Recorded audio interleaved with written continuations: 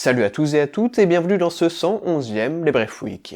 Aïe aïe aïe aïe aïe, premier Débrief Week de l'année qui arrive en retard, alors je suis extrêmement navré pour cela, c'est un véritable chamboulement pour ma part. J'ai eu quelques petits désagréments avec ce micro, c'est pour ça qu'il est attaché de cette manière, et du coup j'ai dû refaire intégralement ce tournage. Il y a peut-être une autre raison à ce retard aussi. C'est donc un petit peu dommage, mais c'est pas grave pour autant, parce que je pense que les 3 sujets d'aujourd'hui vont carrément contrebalancer ça sans difficulté. On commence donc avec la toute nouvelle revue qui est arrivée il y a pas longtemps sur le marché français, et j'ai nommé Atome. Atome, c'est donc un magazine dont le premier numéro est paru fin janvier de cette année.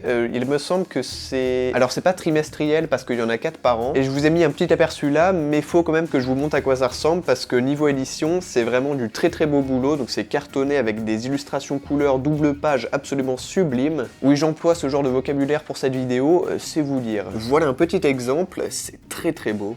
Et ça coûte 9,90€, donc oui c'est assez cher, mais du coup vous avez l'édition pour combler ça, et ça fait quand même plus de 120 pages je crois. On avoisine les 130, donc c'est un investissement, mais je pense que c'est largement rentabilisé. Et sinon vous avez le petit abonnement annuel qui est de 30€, donc ça vous fait une remise de moins 25%. C'est pas que je suis fort en calcul, c'est que c'est écrit juste ici. Peut-être que les plus malins d'entre vous auront remarqué ce petit marque-page qui se trouve au début du magazine, et du coup les encore plus malins sont peut-être allés plus loin dans la réflexion en se disant que du coup ça veut dire que j'en suis qu'au début. Et oui, j'en suis qu'au début de ma lecture, j'ai même pas lu le quart du truc, mais je me permets quand même de vous en parler parce que voilà. Du coup, je risque un petit peu de m'avancer, même si je pense pas du tout être déçu par la suite, et ce qui est déjà intéressant avec ce magazine, c'est sa ligne éditoriale. J'ai pas une très grande expérience avec les magazines qui parlent de manga et de Japanimation, je pense que j'ai dû lire peut-être 2-3 exemplaires de Coyote Mag et d'Animland. Si, le seul magazine que j'ai vraiment suivi, c'était un spécial Dragon Ball, en plus il me semble que niveau info, il y avait pas des trucs de fou dedans, mais par contre, on avait une figurine à chaque exemplaire qui était vraiment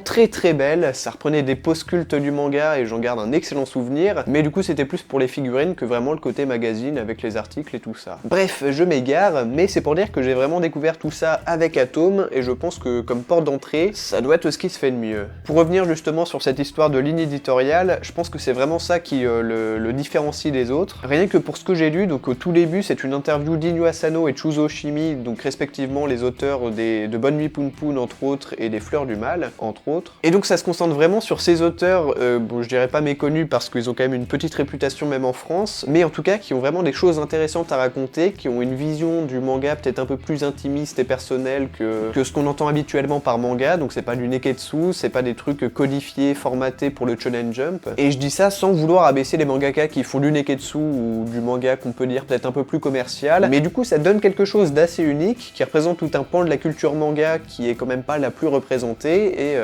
voilà, personnellement ça me tenait vraiment à cœur de vous le présenter. Je connais pas du tout ceux qui ont fait ça, hein, ils m'ont pas contacté pour que j'en parle, là c'est vraiment avec le cœur que je vous en parle, et je pense que ça mérite toute votre attention. Pour enchaîner avec le second point, j'ai lu durant la semaine un très bon article de Manga Mag qui était une sorte de bilan d'état de santé du marché du manga en France en 2016, avec des graphiques qui montrent la part de marché de chaque maison d'édition, il y a vraiment plein de trucs intéressants, donc je vais vous mettre le lien en description. Et il y avait aussi les meilleurs lancements des nouveautés 2016, et à l'inverse, celles qui se sont un peu plantées. Et quelle ne fut pas ma surprise quand j'y ai vu Golden Kamuy chez Kiyun.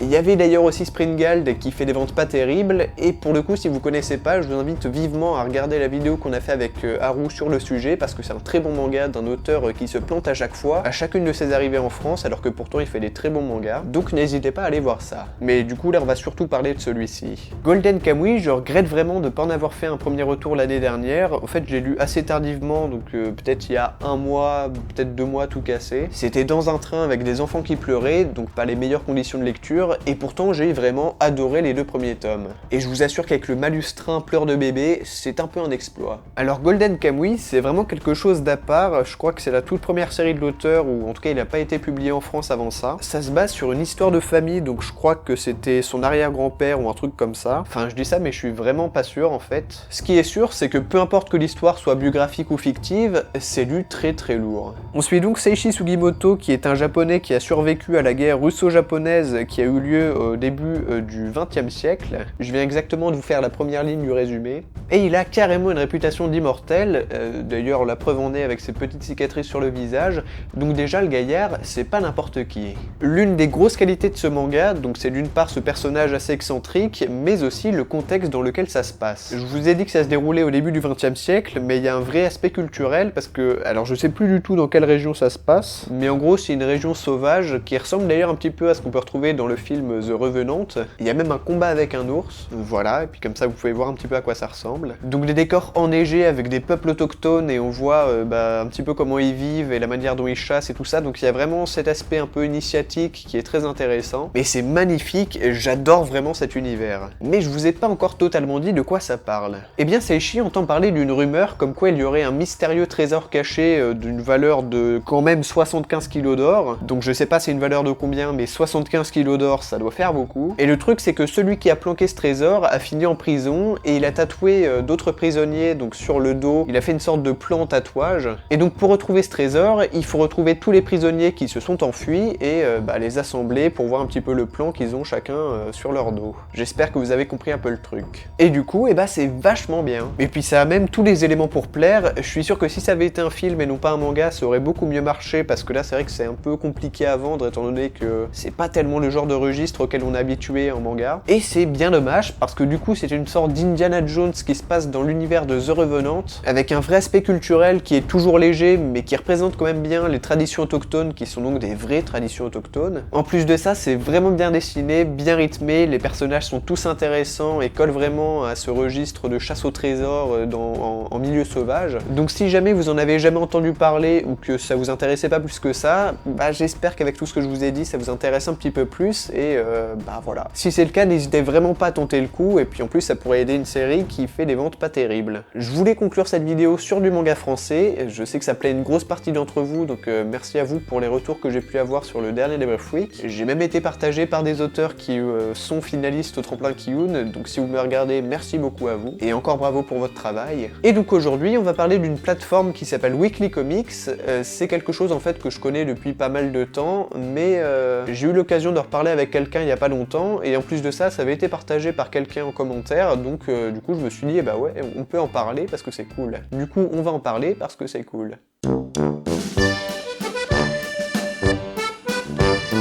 Alors, Weekly Comics, c'est Kezako.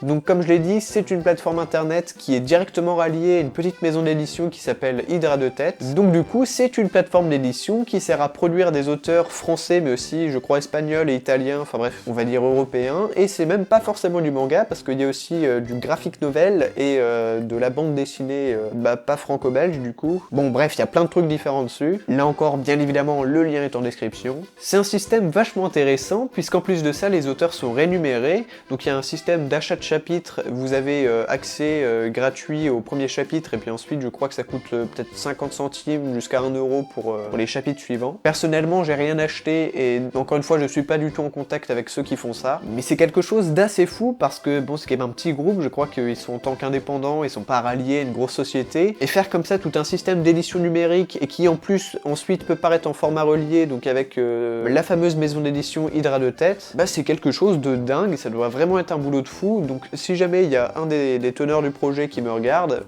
un gros GG à vous parce que vous ne devez pas rigoler. Je vais pas parler des projets qu'il y a sur eux-mêmes parce que du coup j'ai lu que les premiers chapitres de certaines séries, j'ai pas fait le tour entier, et il y a rien qui m'a vraiment transcendé, donc j'attends de voir ce que ça va donner par la suite. Il y a quand même un manga avec un canard qui veut devenir astronaute. Il y a du gros niveau, surtout niveau dessin, où il y a des trucs assez balèzes, mais voilà, j'ai rien à vous recommander de très précis. Je vous laisse vous faire votre propre avis sur la question, et d'ailleurs n'hésitez pas à mettre vos propres coups de cœur en commentaire, comme ça je pourrai aller voir ça, et puis voilà, ce sera l'inverse, ce sera à vous de me conseiller. C'est une technique de feignant, mais ça peut être sympa. Et puis j'en parle du coup surtout pour féliciter le système en lui-même, et si jamais parmi vous il y a des auteurs qui aimeraient gagner un petit peu d'argent avec vos projets, n'hésitez pas à aller faire un tour sur leur site et à les contacter. Dernière petite chose, puisque là on est dans les bons plans, il y a des nouveaux arrivages sur le site de Black Box Boutique, donc je crois c'est essentiellement du Kiyun, puisque Kiyun a annoncé des arrêts de commercialisation, et du coup c'est Black Box qui les récupère pour des prix cassés, donc n'hésitez pas à aller voir ça encore une fois en description. Voilà qui conclut donc ce débrief week du retard, j'espère qu'il vous aura plu, on se retrouve bientôt pour les premiers retours, aussi le prochain épisode de l'émission pour Black Box qui s'appelle T'en penses quoi. Le prochain podcast avance aussi, je bosse dessus et je vais pas tarder à commencer le tournage.